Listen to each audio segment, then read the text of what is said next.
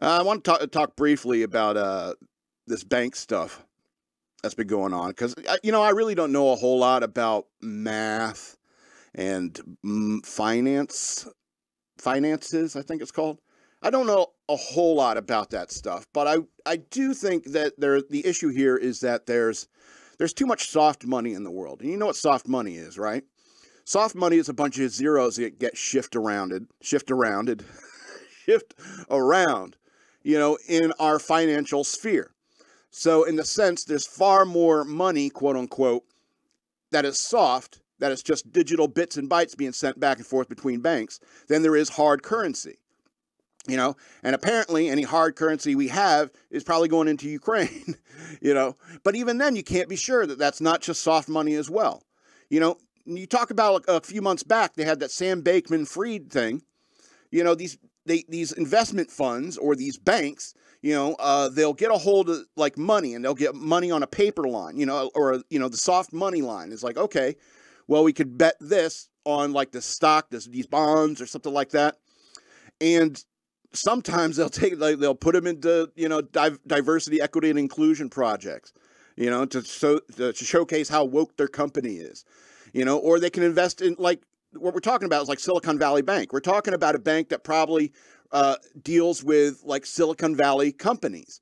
And I'm telling you, these Silicon Valley companies have been overvalued for way too long. Do you remember the .com bubble? When like everyone had a website, and it's like if they had the right combination of words at .com, you can become a millionaire. But that market, it kind of imploded. It was a bubble, because it's overvalued. And I think that like social media companies and all the censorship that they're doing and all the diversity stuff they're doing and pushing the transgender stuff, these are, when you bet money on projects like that, that's a bad bet because it can't pay off because it's unrealistic. It's unrealistic. All right. And so censorship is a bad bet, focusing on like your social governance score is a bad bet because it's stupid and it's silly. It's like, why are you getting involved in all this? And you know what? I was thinking the other day, is like my favorite character in episode 1, The Phantom Menace, was Watto. And if you remember that scene, it's a famous scene. Everyone quotes it all the time. You'll remember. But there's a scene where Qui-Gon Jinn is talking to Watto, and he's like, I need this part to get the ship back at working order. And he's like, we have Republic credits, and that'll be just fine. And he goes, no, that's not fine. Watto's saying, that's not fine. We don't respect Republic credits here. We only need real money. And he goes, no, Republic credits will be fine. And he waves his hand. He's like, why are you waving your hand like that? You think you're some kind of Jedi? Everyone gets distracted by that part because that is a very smart-ass thing to say. Good on you, Watto. Great line. But the point is that Watto wasn't respecting the currency of the government. Coruscant, or however you pronounce it, is in the center rim. I don't know if you know the lay of the land in the Star Wars universe, but Coruscant is like in the core, galactic core, and Tatooine is out here on the outer rim. When Luke says like if there's a bright center of the universe, you're the planet that it's farthest from.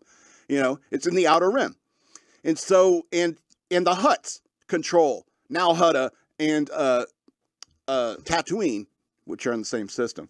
So if you know enough about Star Wars, you understand it's like the Hutt currency is what matters on those planets.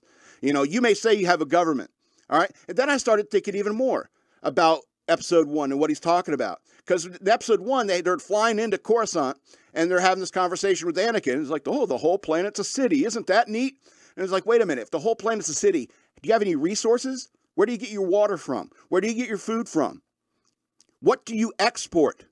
Okay, you may have manufacturing on the planet, but do you have to import every product that you need to make manufacturing and export everything out? And Coruscant is a metaphor for cities, all right? Your city money is no good out in the country where people stockpile physical gold,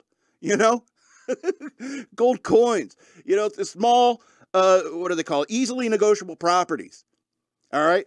They're not zeros in a bank account, in a hedge fund. On a stock certificate. And that's why you get these people scared of a run on the banks because the banks have been living in the George Bailey dream for way too long. Like, you think I have my money back? Your money back here somewhere? It's not here. Your money's in Tom's house.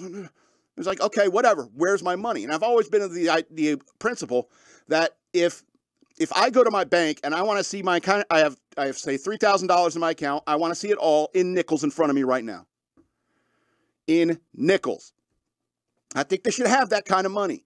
But that's the problem. It's like, because so many transactions are made digitally, we got this,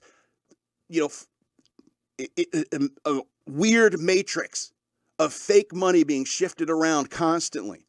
And that cheapens the currency. And so if Coruscant isn't able to export anything, it isn't able to sustain itself, it needs to expand. That's the whole reason why England started going all over the world, is that it couldn't sustain its population on that island, so it started creating colonies. So that's why Watto is like, no, your Republic credits mean nothing out here in the Outer Rim. And so for all those all those poor people in Silicon Valley Bank, I'm sorry, but I don't think the government or the taxpayers should be, covering your losses because you put your money into a bank that's doing crazy stuff with your money. But don't worry. But I'll be there for you as the world falls down. I don't know. I've been thinking about David Bowie lately.